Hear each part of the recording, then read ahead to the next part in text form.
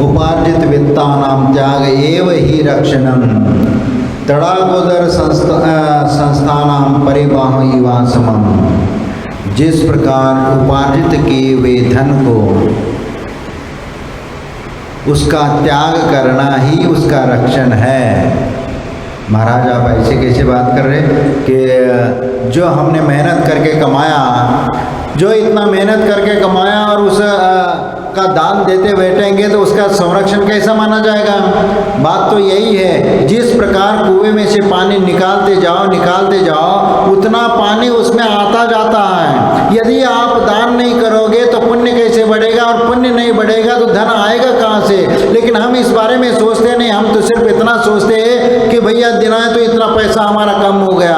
कम नहीं हुआ, प्लस हो गया। आपके जो रिजर्व बैंक है, तुम्हारा जो पुण्य का खाता है उस खाते में जमा हो गया, क्योंकि आपका जो स्वयं का जो आत्मा का जो खाता है ना उसमें जमा हो जाता है। और जो आपने पाप करते हैं और पाप के लिए जो पैसा खर्च आता है वो जमा नहीं होता। जो अपने जीवन में जो अच्छा पुण्य कर्म करते हो, दान धर्म करते हो, सत्कार्य में आप अपना धन लगाते हो, वही तुम्हारे लिए अगले भव में भी काम आएगा। बाकी तुम अपने मौज मस्ती करते हो, करोड़ों की पैसा लगाकर शादी ब्याह करते अपने बेटे बच्चों की और धूमधाम से शादी करते हो, और उसमें जो आप खर्च करते हो उसमें से एक पैसा भी अगले जन्म में तुम्हारे साथ नहीं आने वाला, क्योंकि वह पुण्य नहीं, वह अपना शौक पूरा करने के लिए आपने वह शादी ब्याह को ठाट बाट से आपने किया। लेकिन वह ठाट बाट से आपने जो कार्य किया उसके माध्यम से तुम्हारा धन खर्च हो गया, तुम्हारा समय खर्च हो गया, लेकिन सब कुछ हो गया, लेकिन आप उसको अपनी शान समझते हो, लेकिन वह दान नहीं है, न पुण्य है। लड़की की विदाई में आप जो भी दे देते हो वह दान नहीं है, वह आपकी एक व्यवस्था है। हाँ, उस दान के बारे में भी बता दूंगा, क्योंकि 4 प्रकार के कुछ दान हैं, तो उन दानों में उसका भी उल्लेख आएगा कि आप लड़के के साथ जो देते हो वह दान भी, वह एक प्रकार का दान आता है, वो भी हम आपको बताएंगे। लेकिन अभी हमें यह समझने की आवश्यकता है कि जो दान हम देते चले जाते हैं वैसे ही आपका पुण्य बढ़ता जाता है। ऐसे मैं कई लोगों को देखा हूँ कि अपने जीवन के प्रारंभ में तो वह मध्यम वर्गीय थे, लेकिन बाद में धीरे धीरे छोटा मोटा भी वह दान पुण्य अच्छे मन से करते करते वह करोड़ों अरबों में भी खेलने लगते हैं। आपको ऐसे देश में कई उदाहरण मिलेंगे, कई ऐसे प्रसंग मिलेंगे कि जो 100 रुपये से प्रारंभ करके लाखों करोड़पति बन जाता है। तो ये उसकी योग्यता है, और वह उस योग्यता के बल पर आगे बढ़ता है, क्योंकि वह आगे बढ़ता है इसके पीछे पूर्व जीवन का पुण्य उसके साथ लगा हुआ है, क्योंकि पूर्व जीवन में ऐसा पुण्य करके आया है कि उसके वजह से आज वर्तमान में भी वह कोई भी काम करता है तो अपने आप उसका धन बढ़ता चला जाता है। आप लोगों को मालूम है कि वह धन्य कुमार की कथा, धन्य कुमार जो पूर्व जीवन में अकृत्य पुण्य के नाम से जाना जाता था, जो पूर्व जीवन के पाप के कर्म से अकृत्य पुण्य हुआ था, उसका जन्म होते ही माँ बाप का मरण हुआ, परिवार से वह दूर हो गया, अकेला जन्मा और अकेला ऐसे पाल पोस के बड़ा होता है, और उनके पिताजी की अपार संपदा थी, और उसके आने के उपरांत वह भी सब चला जाता है, और वह जो नौकर जिस खेत में काम करता था वो मालिक बन जाता है, और ये मालिक का बेटा स्वयं नौकरों जैसी उसकी स्थिति आ जाती है, भीख मांग करके खाने की नौबत आ जाती है। अकृत पुण्य, एक बार वह ऐसे घर परिवार से जब छूट जाता है और वह चला जाता है, और ऐसे रास्ते से जा रहा था, उस खेत में चना देख करके चना खाने की उसकी इच्छा हुई।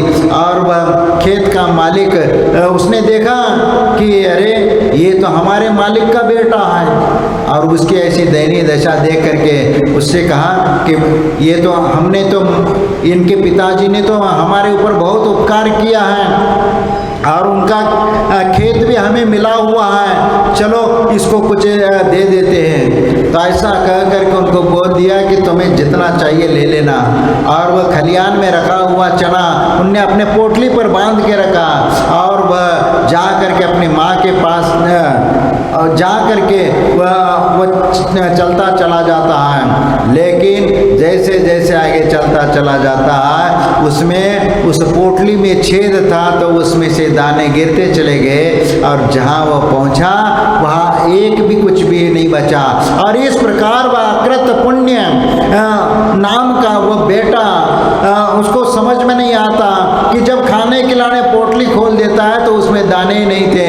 तो ऐसी स्थिति, क्योंकि उसका पुण्य ही ऐसा था, क्योंकि पूर्व जीवन का उसका कुछ ऐसा पाप कर्म का उदय था, उसके वजह से वह ये स्थिति हुई।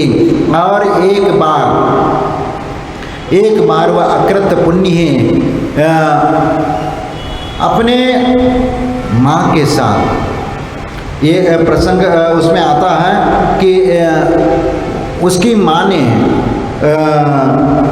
उसको एक ग्वाले के पास कुछ काम मिला, तो गाय चराने का।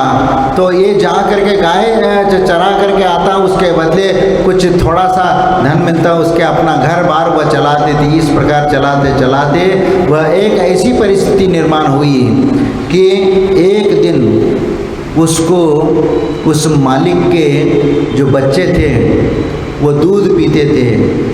ये दूध पी करके माँ के पास आ करके वो बोलता था, माँ मुझे दूध पिलाओ, दूध पिलाओ। उसने क्या कर लिया, आटे में पानी घोल करके उसको दूध पिलाया। उसको दूध समझा कर, वो जानता तो नहीं था दूध क्या चीज़ है, तो दूध वो करके पिलाया। लेकिन फिर भी माँ को वो दुख था कि अपने बेटे को हमने झूठ बोल करके हमने आटे का पानी पिलाया। तो फिर भी वह बेटा खुश था। और वह एक दिन त्यौहार का दिन था, और उस जो मालिक के जो बेटे थे, बच्चे थे, 5-6 बच्चे थे, 6-7 सब बच्चे खीर बनाया था। और एक खीर मांगता उनसे, भाई मुझे भी खीर दियो।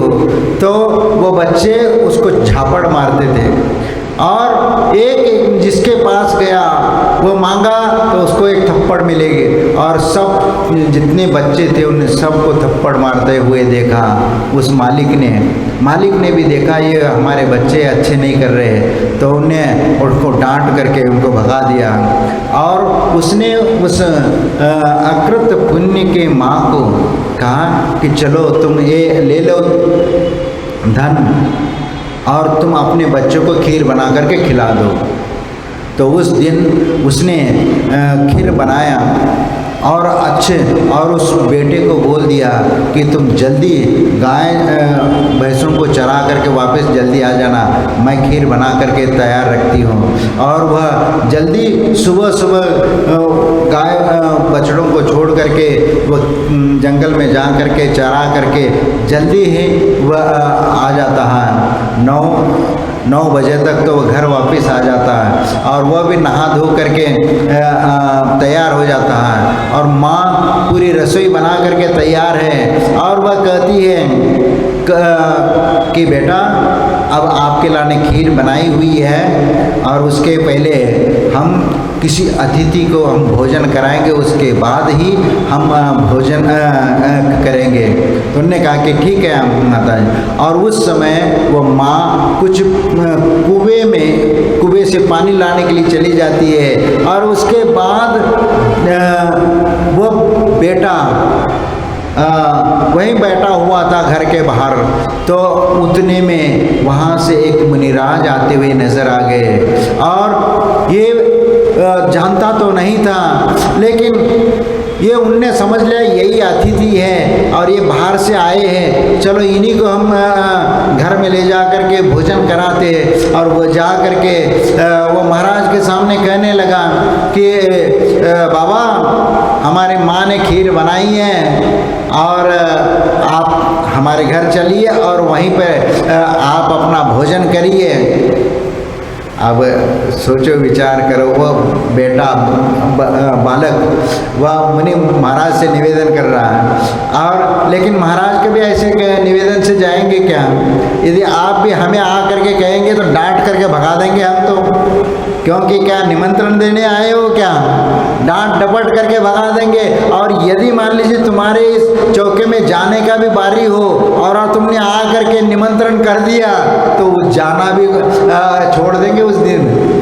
क्योंकि यदि मान लीजिए जाना था लेकिन आपने आ करके बोल दिया कि महाराज हमारे चौके में आ जाना, बोल दिया तो हो गया।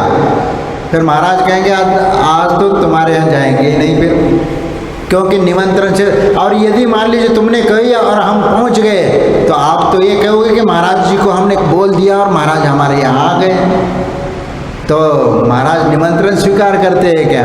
तो ऐसी स्थिति होगी। लेकिन यहाँ पर वह स्थिति नहीं थी। वह बालक भोलापन था और उस भोलेपन से बोल रहा था कि मेरी माँ अभी पानी लाने गई, वह आ जाएगी और वह आपको भोजन करा देगी। लेकिन जब वो मुनि महाराज ऐसे ही वह आगे बढ़ने लग गए तो वो अब तो ये चले जाएंगे, तो फिर वो आहार माँ ने बनाया है, वो कैसे किसको ये करेंगे? अतिथि को। क्योंकि माँ ने बोला था कोई अतिथि आ जाए तो उनके लाने ये भोजन कराना है, तो कैसे कराएंगे? तो वह जा करके मुनि महाराज के चरणों में नतमस्तक हो जाता है और वह रास्ता रोक करके वहीं पर खड़ा हो जाता है और चरणों में झुक जाता है, पैर पकड़ जाता है। वैसे तो वह नहा धो करके कपड़े पहन करके ही आया था, क्योंकि जो भी स्थिति हुई उस समय वह चरण पकड़ करके रोकता है कि महाराज नहीं, आप तो हमारी माँ अभी आ जाएगी और आप भोजन करके ही जाएंगे। वो भोजन को आहार को भोजन बोल रहा था, क्योंकि साधु के लिए आहार जो बनाया जाता है आहार बोला जाता है। लेकिन आप लोग तो भोजन करते हैं, साधु आहार करते हैं और कुछ लोग खाना भी खाते हैं। सब अलग अलग परिस्थितियां हैं, कौन खाना खाता है, कौन भोजन करता है, कौन आहार करता है, ये आप समझ जाएंगे। और फिर वहाँ मुनि महाराज उस बालक की उस सरलता देख करके, वह एक उनकी भावना देख करके अपने आप उनके पैर रुक गए। और वो कोई सामान्य साधु भी नहीं थे, और वह मुनि महाराज वो रुके रहे। और इतने में वो माँ आई उनकी, और उन्होंने पड़गान करके नवदा भक्ति से ले गए और उसके उपरांत वह खीर पर मुनि महाराज को परोस दिया और आहार दे दिया। और खीर का आहार दिया और मुनि महाराज आहार करके चले गए। और उसके बावजूद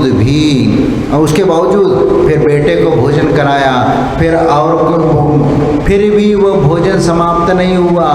फिर गांव के लोगों को एक एक को बुलाते गए और भोजन कराते गए, और वो भोजन समाप्त होने का नाम ही नहीं ले रहा है। रसोई घर में जितना बना हुआ था ज्यों का त्यों भरा हुआ है। और वह अक्षिण महारस रिद्धि वाले वो मुनिराज थे, और उन मुनि महाराज का जिस चौके में आहार हो जाता है उस दिन वह पूरे नगर की भी पूरा भोजन करा दो तो भी वह पूरा समाप्त नहीं होता। चक्रवर्ती की कटक सेना भी भोजन कर ले तो भी वह समाप्त नहीं होता। और पूरे उस दिन गांव के लोगों को भी भोजन करा दिया, और फिर वह भोजन समाप्त नहीं हुआ। आखिरी में जा करके मुनिराज से जा करके बोला कि गुरुदेव ऐसी स्थिति हो रही है, वो भोजन समाप्ति नहीं हो रहा, अब क्या करें? तो उनके लिए उनने बताया कि तुम ऐसे कर लेना। तो उसके बाद आ करके वह जो उसके ऊपर बर्तन किस ढंग से रखना है क्या उनको बता दिया था, ऐसे कर लेना तो फिर ये हो जाएगा।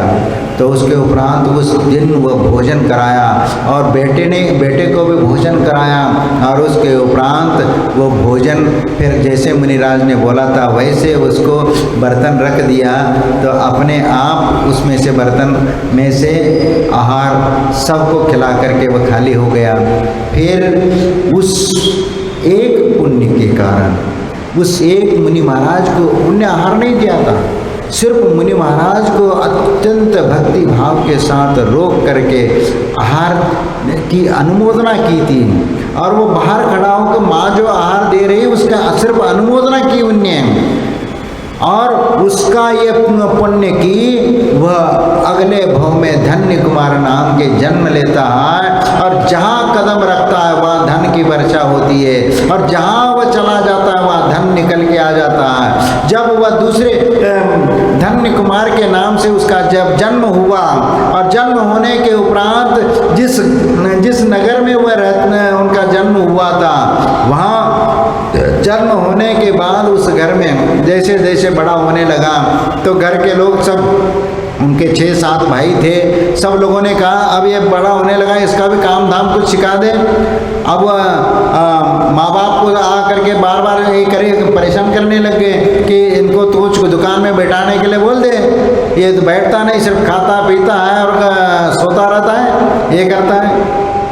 लेकिन माँ का प्यार बहुत उनका था। जिस समय लेकिन उसका जो बेटा पूर्व जीवन में जब वह बेटा एक व्याघ्र ने उसको खाया था, उसके 3 उंगलियां बची थी, और उस समय उस बेटे का वह स्थिति देख करके वो बहुत रोई थी। उस समय उनने भावना की थी अगले जन्म में बेटा मिले तो यही मिले, ऐसी उनने भावना की थी। तो वह पूर्व जीवन का उनके साथ उस बेटे के साथ संबंध था, और इसलिए वो माँ उस बेटे से धन्य कुमार से बहुत प्यार करती थी, और वह लाड प्यार से उसको काम धाम भी जो भी काम होगा माँ स्वयं करती थी, लेकिन उसको कुछ काम नहीं कराती थी। तो इस प्रकार वह चलता रहता था, और सब बेटे उससे चिढ़ते थे कि ये सिर्फ काम धाम करता नहीं, सिर्फ खाता है। तो एक दिन पिताजी ने उनको एक दुकान खोल के दिया, और उससे ये बोल दिया कि कुछ नहीं, आप जो भी आएगा उसको बेच देना और उसके बदले में दूसरा सामान ले लेना, क्योंकि पहले सामान के बदले में सामान लिया जाता था। तो इस प्रकार उन्होंने ऐसा काम शुरू कर दिया, और एक 500 मोहरे दिए, और 500 मोहरों के बदले में एक बकरा बेचने आया था, तो उसको 500 मोहरा दिया, बकरा लिया। फिर उस बकरे को एक कर दिया, फिर बाद में कोई और सामान आ गया तो उसके लिए वो बकरा दे दिया, उसके बदले में उसको ले लिया।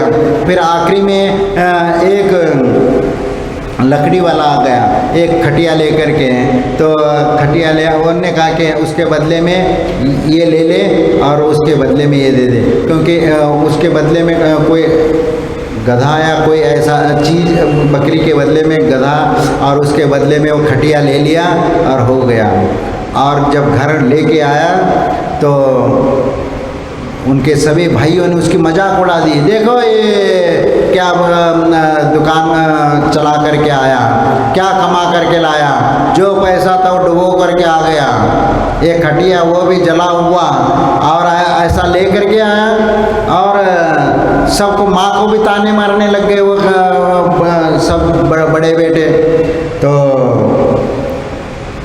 तो माँ ने कहा कि कोई बात नहीं, वह ऐसे ही तो धीरे धीरे सीखेगा, ऐसा कह करके सबका मुंह बंद करा दिया। लेकिन वह बेटा वो जो लकड़ी लेके आया था, उसके खटिया के पहिया वगैरह थे, वो सब उसको धोने लग गई। तो उसमें से एक पहिया को धोते समय उसका मिट्टी हट गई और उसमें से कुछ गिरने लग गए। उन्होंने देखा ये क्या गिर रहा है, और उसको धो करके देखा तो वो कोई सामान्य चीज़ नहीं थी, उसमें हीरे मानिक ऐसे रत्न रखे हुए थे, और उसमें से वह गिरते चले गए। और उसमें एक चिट्ठी रखी थी, एक कागज़ रखा हुआ था, एक पत्र लिखा हुआ था, और वो सब उनने तुरंत ये कर लिया। और उसको देखा तो इतने सारे रत्न इसमें रखे हुए हैं, क्योंकि वह पहिया जो था वो वो बोला था। और फिर उसमें पत्र लिखा था कि ये जो बेटा होगा, ये जो खटिया ये जिसको मिलेगी, उसके लिए वह पूर्व समय में उस सेठ ने, उस नगर का जो सेठ था, उसने पूरी संपदा उस बेटे के नाम से पहले से करके गए थे, पहले से पूर्व, क्योंकि उन्होंने किसी ज्योतिषी से पूछा होगा, क्योंकि उनके कोई संतान नहीं थी, तो उस संपदा का मालिक कौन होगा। तो उस ज्योतिषी ने बोला था कि इस प्रकार का जो व्यक्ति होगा, और ऐसे इस प्रकार उनको बताया था कि खटिया है, खटिया के पहिए में आप ये रख लेना, और जब आप ये हो जाएंगे तो फिर स्मशान घाट में इसको जलती हुई लकड़ी निकाल देगा, और फिर ये जिसको मिलेगा वह इसका मालिक होगा। और ये वैसा ही हुआ। वह खटिया स्मशान घाट से आई थी, वह लकड़ी, और उसमें से वो पहिया वगैरह थे, वह सब किसी ने जलती हुई आग में से निकाल करके बाहर लेके आया था, ताकि कुछ पैसा मिल जाएगा ऐसा। और वह धन्य कुमार ने लिया था, और उसमें पत्र पढ़ करके उस नगर का जो सेठ था, क्योंकि ये पूरी संपदा वह सेठ राजा को कर दिया, लेकिन राजा ने बोला भैया ये तो मेरा तो है नहीं है, उस सेठ ने पहले से बोला था तुम्हारे नाम से वह करके गया, इसलिए वह तुम्हारा है, रख लो। ये हो गया, जो घर बैठे बैठे भी वह इतनी अपार संपदा का मालिक हो गया।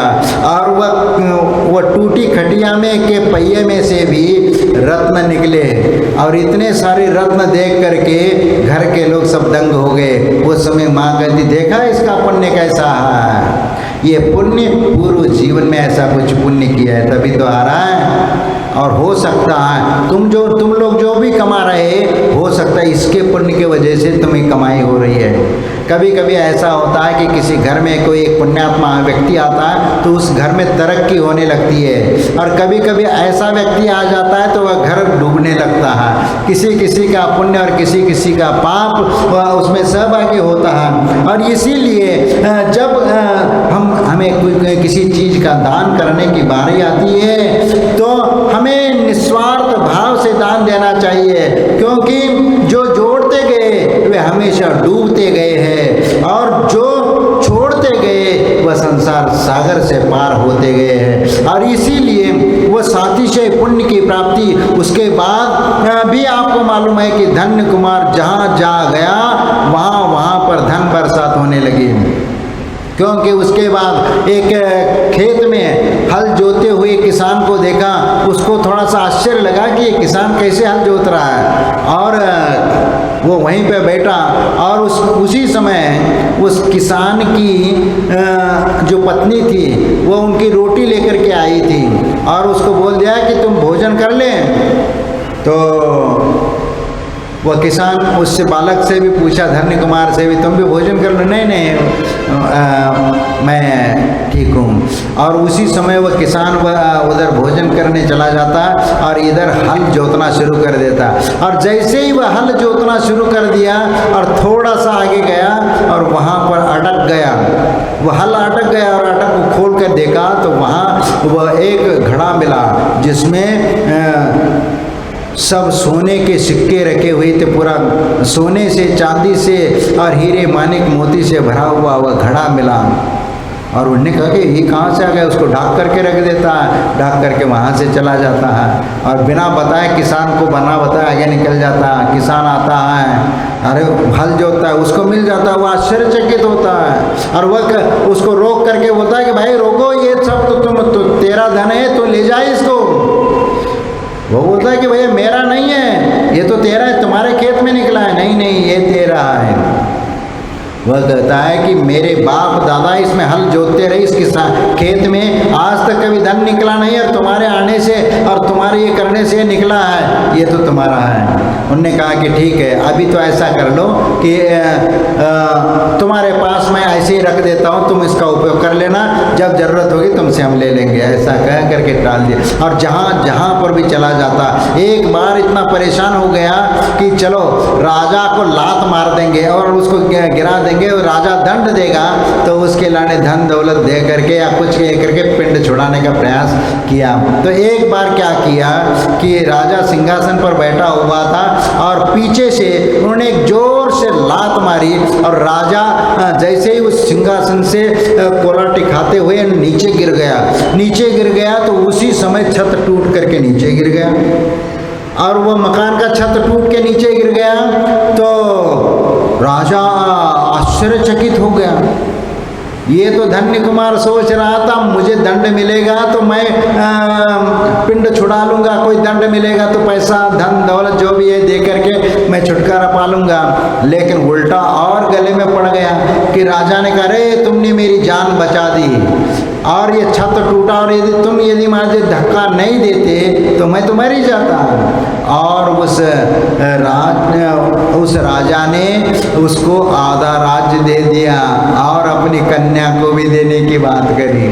देखो इस प्रकार हर जहाँ पर भी चला जाता धन की वर्षा होती चली जाती। जब पुण्य का सातिशय पुण्य का उदय होता तो ऐसा ही होता है। और इसीलिए हम अपने जीवन में जो त्याग करते हैं तो त्याग सोच समझ करके कर लेना, और जितना आप त्याग करते चले जाओगे उतना ही तुम्हारा संचय होता जाएगा, बढ़ता जाएगा पुण्य। इसीलिए जिस प्रकार तालाब का पानी या कुएं का पानी जितना निकालते जाओगे और वह निकलता जाएगा, जितना उपयोग में लाते जाओगे उतना पानी दोबारा आता जाएगा। इसी प्रकार निस्वार्थ भाव से जो कमाया हुआ धन है उस चंचला लक्ष्मी का उपयोग आप अच्छे स्थान पर दान देने के लिए कर लेना, ताकि वह सातिशय पुण्य को प्राप्त हो जाए। क्योंकि वह यदि दान करना है तो किस स्थान पर करना चाहिए, क्योंकि शास्त्रों में कहा है कि दान 7 स्थानों पर दान देना चाहिए। 7 स्थानों पर दिया हुआ दान ही वो उत्तम दान माना गया है। वो दान मालूम है 7 स्थान है दान के। जिन बिंबम जिनागारम जिन यात्रा प्रतिष्ठितम दानम पूजा च सिद्धांतम लेखनम क्षेत्र सप्तकम। ये दान के 7 स्थान है, एक जिनबिंब निर्माण करने में और एक जिन मंदिर का निर्माण करने में अपना धन चंचला लक्ष्मी का उसमें उपयोग करो। और जिन यात्रा यानी तीर्थ यात्रा करने के लिए यदि कोई साधु संत जा रहा है तो उसके तीर्थ यात्रा में आप अपना सम्मिलित हो करके वह तीर्थ यात्रा का जिम्मा लेना या उनकी तीर्थ यात्रा करार देना।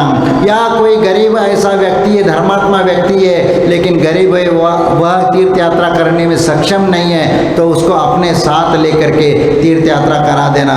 ये जिन यात्रा हो गई। और प्रतिष्ठितम और यानी जैसे पंच कल्याण आदि प्रतिष्ठा है या इंद्रध्वज महामंडल विधान है, त्रिलोक मंडल महामंडल विधान, ऐसे जो बड़ी बड़ी पूजाएं हैं उन पूजाओं में अपनी चंचला लक्ष्मी के लगा करके उसको पुण्य कमाना।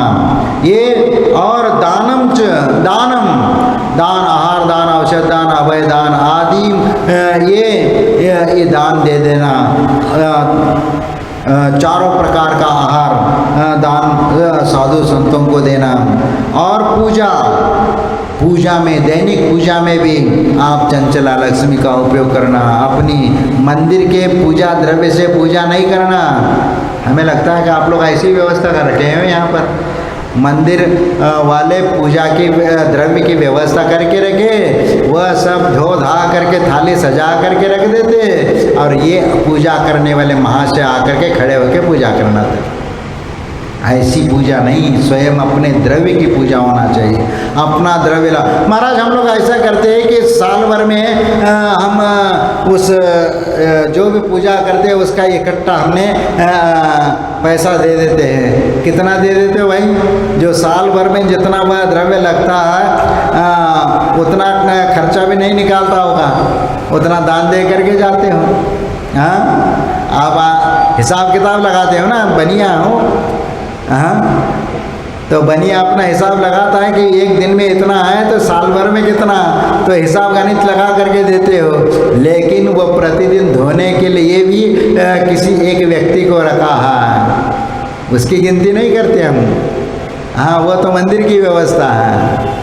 इसीलिए देखो, जहाँ पर तीर्थ स्थान है, जहाँ पर समाज नहीं है और वह तीर्थ स्थान की पूजा करने में वहाँ कोई यदि व्यवस्था वहाँ पर बिठानी पड़ती है तो वहाँ एक दिन की पूजा या 2 दिन की पूजा, या ऐसे साल में 365 दिन है तो 365 दिन में एक दिन की पूजा हमारे तरफ से।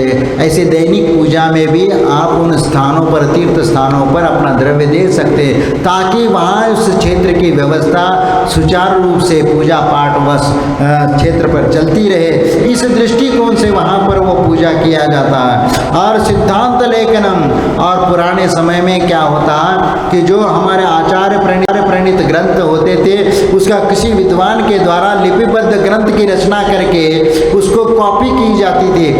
हस्तलिखित ग्रंथ हाथों से ही लिख करके दूसरी कॉपी करके मंदिरों में रखा जाता, या किसी को शादी विवाह में भेंट दिया जाता था। लेकिन आज की भेंट देने की परंपरा ही बदल गई। पहले तो शास्त्र भेंट दिया जाता था ताकि तुम वहाँ ससुराल में जा करके वहाँ पढ़े और ससुराल वालों को भी वह शिकायत पढ़ाए हो। लेकिन आज की स्थिति अलग है, समय समय पर सब बदलता रहता है। और ये 7 स्थान है, इन स्थानों पर जो दान देते हैं वो उत्तम स्थान बताया गया है। अब इसके बाद फिर जो दान आते हैं, कन्यादान और समदान, अन्वयदान, ये क्या है? ये कौन से दान है? देखो, पात्र दान। देखो, ये दान 4 प्रकार के अलग से बताए गए हैं। एक दान आता है पात्र दान, दूसरा आता है समदान, और तीसरा आता है कृपादान, और चौथा होता है अन्वय दान। अब ये चारों दान क्या होता है कि पात्र दान में आ गया उत्तम, मध्यम, जघन्य पात्र, जो मुनि महाराज है, क्षुल्लक, ऐलक, आरिका वगैरह जो भी है, ये पात्र दान में आ गए। उनको जो आप आहार दान आदि देते हैं वो पात्र दान हो गया। कृपा दान, करुणा दान, जो भी करुणा का पात्र है उसको दान देना वह करुणा का दान कहलाता है। और समदान, समदान जिसमें समान परिवार, समान परिवार का मतलब कन्या का आप दान करते हो तो योग्य परिवार को चुन करके, उसके योग्य लड़का देख करके आप अपना कन्या का दान करते हो, यानी अपने बराबरी के लोगों में दान करते हो, तो वह समदान कहा गया है। क्योंकि 2 परिवार मिलकर के जो हम कन्या का दान करते हैं वह समदान में आता है। और ये एक शास्त्रों में बताया है कि कन्या का दान कहाँ पर करना चाहिए।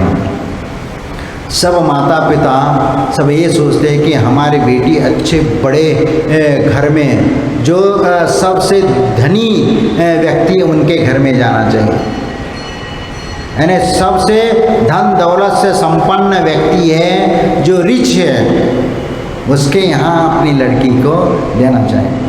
लेकिन हमारे आचार्य कहते हैं कि अपने बराबरी के यहाँ ही दान अपनी कन्या को देना चाहिए। क्यों?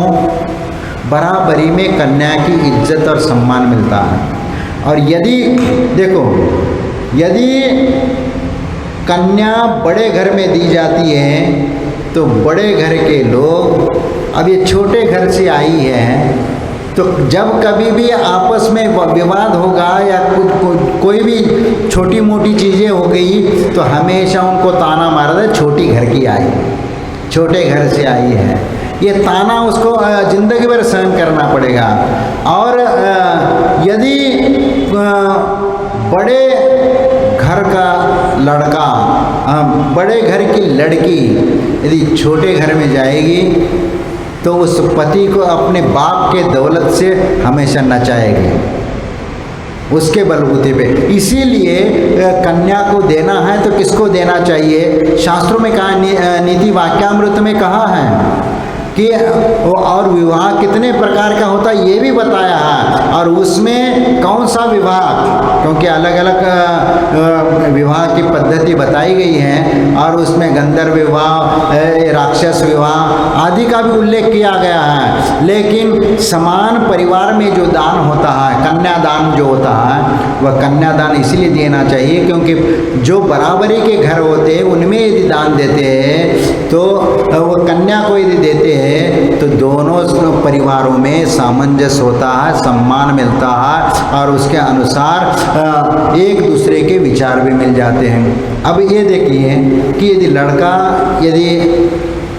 यदि अच्छे बड़े घर का है और लड़की गरीब घर की है, वह यदि शादी हो जाती है तो वह लड़का हमेशा उस लड़की को गरीब घर की समझ करके हमेशा उनको पिंच करता रहेगा और हमेशा उसको दब करके रखाएगा। और यदि लड़की यदि बड़े घर की हो और यदि लड़का यदि एकदम गरीब परिवार का है तो उसमें भी दिक्कत जाती है। क्या होता है कि वह लड़की हमेशा बाप की दौलत का वह ये जुनून दिखाती है, अपने अनुसार अपने पति को चलाना वह चाहेगी, इसीलिए यह विवाह भी अच्छा नहीं माना जाता। वह अच्छा विवाह तो वही माना जाता अपने बराबरी के इसमें ये करें। फिर महाराज आजकल तो जो लड़कियां चली जाती है शादी करने के लिए, अपने किसी भी लड़के को हाथ पकड़ लेती, माँ बाप को बिना बुझाए वह भाग जाती है, तो इसका क्या इलाज है? हाँ, इसका क्या इलाज है? इसका कोई इलाज नहीं है। इसका इलाज यही है कि 18 साल होते ही आप उनके गले में घंटी बांध दें, ज़्यादा उसको पढ़ाने के चक्कर में मत पड़ना, यही उसका एक रास्ता है। क्योंकि जब मैच्योर हो जाती है तो माँ बाप के हाथ में वह नहीं रहती, और उसके बाद उस लड़की को कितना भी समझा लीजिए वह समझने को तैयार नहीं होगी। जो उसने एक बार समझ लिया कि इस लड़के से ही मैं शादी करूँगी तो वो उसी के साथ हो जाएगी। क्योंकि जो हायर कॉलेज जो एजुकेशन पढ़ने में वो लग जाएगी तो उन बच्चों के साथ, और वो उम्र भी ऐसी होती है कि आपस में मेल मिलाप हो जाता है और विचारधाराएं वहाँ मिल जाती हैं। भले ही वह विचार कैसे भी हो, लेकिन दोनों का आकर्षण अट्रैक्शन हो जाता है। तो उसके बाद फिर वो माँ बाप को तब बोलते हैं कि जब पूरी सेटिंग हो जाती है उनकी, उसके बाद माँ बाप से कहते हैं कि हम उससे शादी करना चाहते हैं। तो वह उस समय तो बहुत समय हो चुका होता, उस समय आप उनको समझा नहीं सकते। इसलिए पहले के ज़माने में 16 साल में ही उनको गृहस्थ जीवन में प्रवेश कराया जाता था, और वो उस घर में जा करके उस घर को अपना समझ करके वह उसका पालन पोषण करना शुरू करा। उस प्रकार मानसिकता से वह चलती है, और जब वह 2-3 साल में जब बच्चे भी हो जाते हैं तो वह उस घर को अपना घर समझने लगती है। लेकिन जो 25 साल के बाद जो वहाँ जाएगी वो तो यही कहेगी मैं सास ससुर के साथ नहीं रह सकती, मैं तो अलग रहेंगे, या सर्विस वाला हो या ये वाला हो, ऐसा हो, हमें सास ससुर के साथ रहने वाले नहीं चाहिए। लेकिन जब थोड़ी सी कम उम्र में जाती है तो उस घर को भी और उन सास ससुर को भी माँ बाप जैसे दर्जा देती है, क्योंकि मैच्योर होने तक तो उस घर में उस परिवार में रम जाती है और वो अपना समझने लगती है, और इसीलिए जीवन पर्यंत वह उस घर की हो करके रहती हैं। लेकिन 25-30 साल बाद, क्योंकि 25 साल तक पढ़ाई करती रहेगी, कभी कभी डॉक्टर वगैरह बनना है तो 28 साल लग जाते हैं, उसके बाद शादी करने के लिए लड़का ढूंढने जाओ तो लड़का तो समय पे मिलता नहीं है, तो 2-4 साल और चले जाते हैं, फिर तो 32-35 साल हो जाते हैं, फिर लड़का भी मिल गया लेकिन वह ज़्यादा समय टिकता नहीं है, क्योंकि मैं भी कमा रही हूँ तुम भी कमा रहे हो, तो फिर ईगो टकराता है। और ईगो जहाँ टकरा गया वह शादी ज़्यादा दिन नहीं चलती। इसीलिए इन बातों का भी ख्याल रखना चाहिए कि ये जो इसी को शास्त्रों में गंधर्व विवाह कहा है, लव मैरिज को ही गंधर्व विवाह कहा है। और गंधर्व विवाह यदि वो माता पिता के स्वीकृति से हो जाए तो वो कोई दिक्कत नहीं है, और दोनों पक्ष यदि राजी हो जाते तो फिर वह शादी भी मान्य हो जाती है। लेकिन उतना धैर्य हमारे बच्चों में आज नज़र नहीं आती। पहले श्रीमती और वज्रजंग, आदिनाथ भगवान के पूर्व भाव में ये कौन थे?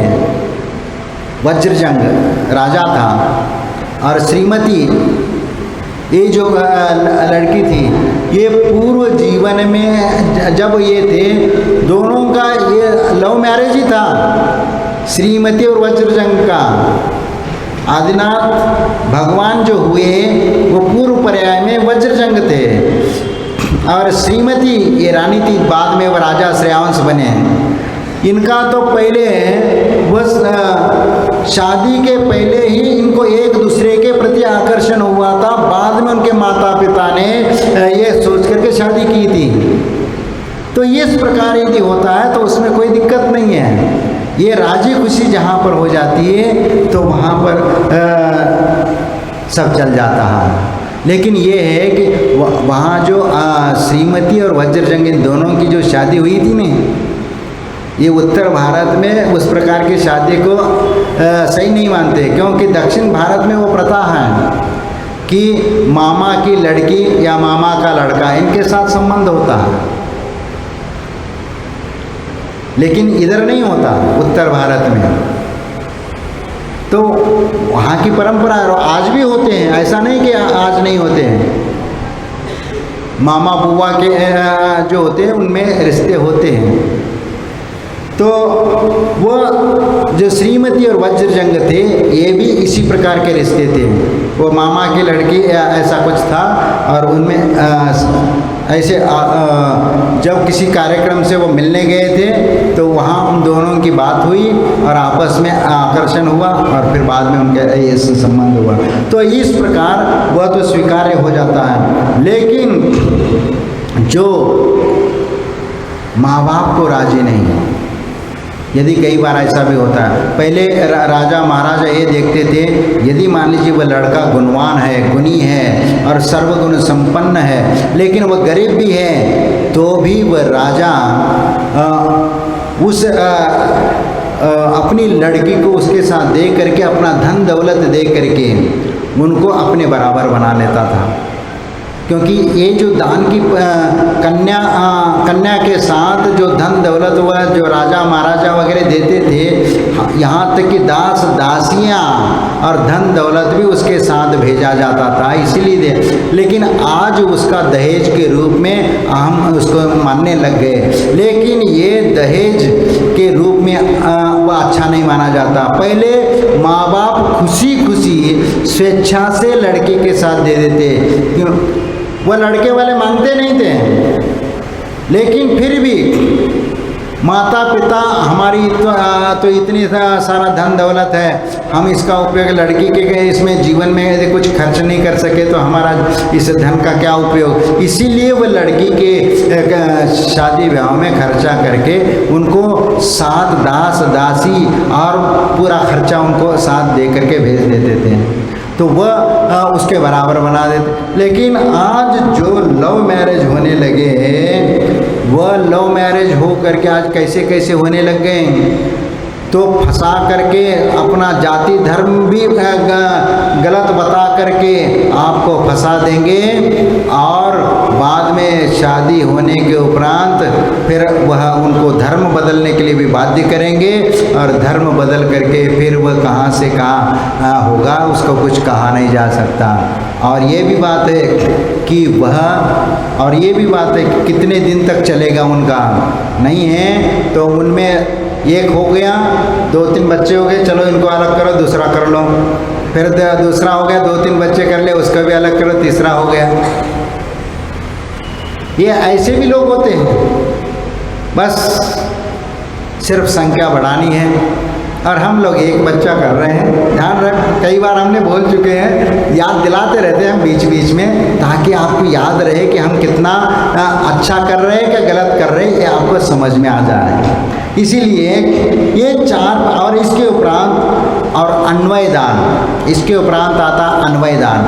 अन्वय दान ये होता है कि अपनी बाप दादाओं की परंपरा से आई धन दौलत जो है, संपदा है, वह अपने बेटे को सुपुर्द करना, ये अन्वय दान कहलाता है। क्योंकि वहाँ से ऊपर से आई हुई है, परंपरा से आया हुआ जो धन दौलत आदि अपने बेटे बच्चों को सुपुर्द करना, ये अन्वय दान होता है। तो इस प्रकार ये 4 प्रकार के दान ये होते हैं। इसीलिए हमें कौन सा दान करना है ये समझ में आना चाहिए। लेकिन आजकल के जो हमारे काम की नहीं है, ऐसी चीज़ का दान करें। यानी हमारे लिए जो चीज़ बेकार पड़ी है, उस चीज़ का दान। किस चीज़ का दान? एक कंक भट्ट ब्राह्मण था, और वह प्रतिदिन गंगा स्नान करने जाता था, स्नान धो करके आता था। एक दिन क्या हो गया, उसका एक चांदी का सिक्का वह नहाते समय गिर गया नदी में, और उसको ढूंढने के लिए बार बार डुबकी लगा रहा है, घंटों तक डुबकी लगाता रहा, लेकिन वह सिक्का नहीं मिला। फिर वह कहता है कि गंगा मैया, एक चांदी का सिक्का तुम्हारे लिए दान, अब मिल नहीं रहा तो दान। अब वह दान कर दिया, और उसके उपरांत वह घर आ गया। घर आया तो मालूम पड़ा कि घर आ करके उन्होंने अपने माँ बाप से बात कर ली, वह तीर्थ यात्रा में जाने की बात करी, और वह तीर्थ यात्रा के लिए निकला और दक्षिण भारत के रास्ते में पहुंच गया। और वहाँ पर उनको मालूम पड़ा कि माता का अवसान हुआ है। तो वह सोचता है कि इतनी पूरी तीर्थ यात्रा, इतनी दूर आया हूँ, यहाँ से वापस जाऊँगा तो ये तीर्थ यात्रा सब छूट जाएगी। वह सोचता है कि यहीं से माँ के लाने तर्पण कर देते हैं। ऐसा कह करके एक आधा श्रीफल ला करके उनके नाम से यहाँ पर तर्पण कर देंगे तो काम हो जाएगा। ऐसा सोच करके उन्होंने एक दुकानदार के पास गया, भाई एक नारियल दे दो। उनने कहा कि भाई 2 रुपये लगेंगे। 2 रुपये लगेंगे? अरे भाई 1 रुपये में दे दे। भैया 1 रुपये में नहीं मिलेगा, यहाँ तो 2 रुपये में। और यदि तुम्हें चाहिए जो होलसेल वाला है, होलसेल वाले के पास चले जाना, तुम्हें 1 रुपये में दे देगा। तो वो उनके पास चला जाता है और पूछता है कि भाई ये नारियल दे दो। वह कितना? 1 रुपया। अरे भाई 98 में दे दे। वो इतना कंजूस कि वह हर मोल भाव करने शुरू कर देता। और वो माँ को तर्पण करना है, और वह कहता है कि भैया 98 में चाहिए तो खेत में चले जाना, खेत में जा कर के वह किसान आपको दे देगा। वह खेत में पहुंच गया। वह किसान से कहा कि भाई ये नारियल दे दो। भाई 98 लगेगा। 98? अरे कुछ इसमें कुछ और कम कर दे। या जब भैया यहाँ आया हो, इतना सारा ढेर लगा है, तुम्हारे इतने सारे नारियल हैं, कुछ ऐसे दे देते। उन्होंने कहा कि तुम्हें फ्री चाहिए तो ये जंगल है, जंगल में वहाँ चले जाना, वो पेड़ लगे हुए नारियल के, उस पर चढ़ करके नारियल तोड़ करके ले लेना, फ्री में मिल जाएगा। अच्छा फ्री में मिलेगा। तो वह चला जाता है वहाँ पर, जंगल में पहुँच जाता है नारियल के पेड़ पर। अब उसमें नारियल का पेड़ इतना लंबा चौड़ा, उसमें चढ़ते चढ़ते इतना हाथ पांव थक गए, और फिर जा करके उस नारियल को पकड़ लिया। और वह पकड़ते, और उसमें क्या हो गया, उसका पैर फिसल गया। पैर फिसल गया तो उस नारियल को पकड़ के ही लटकने लग गया। लटकने लग गया तो अरे भाई नीचे देखा तो पूरी खाई है, अब यहाँ तो कैसे बचेंगे। तो इतने में वहाँ से एक हाथी वाला आ गया। हाथी वाला उससे बोला कि भाई साहब मुझे बचा लो थोड़ा सा ये करके। उनने कहा कि ठीक है। तो उन्होंने हाथी उसके नीचे खड़ा कर दिया और हाथी के ऊपर खड़ा हो करके उसका पैर पकड़ करके नीचे उतारने वाला था, और उसका पैर पकड़ा तो इतने में हाथी खिसक गया, तो वो उसके नीचे लटकने लग गया, नीचे लटकने लग गया। तो वह फिर इसके उपरांत ऊँट वाला आ गया। वैसे हाथी वाला भी फ्री में तैयार नहीं हुआ था। उनने बोला कि मैं 500 रुपये लूँगा, 500 रुपये लूँगा जान बचाने के लिए। उनने कहा कि भैया ले ले 500 ले ले। वह फिर इसके उपरांत एक ऊँट वाला आ गया। ऊँट वाला आ गया, वो कहता है, उससे कहा कि भैया हम लोगों को बचाओ। तो वो ऊँट वाला कहता है, भैया आपकी जान बचाने के लिए आप हमें क्या दोगे? तो वह कंक भट्ट कहता है कि मैं 500 रुपये देता हूँ, और हाथी वाला कहता मैं 1000 रुपये देता हूँ, 1500 मिल रहे। तो ऊँट वाला भी तैयार हो गया, और ऊँट वाला तैयार हो गया और वह नीचे ऊँट को खड़ा कर दिया और उसके खड़ा होकर के उसको पकड़ने लगा ऊपर वाले को, और उसको पैर पकड़ा, इतने में नीचे से ऊँट खिसक गया, तीनों लटकने लग गए।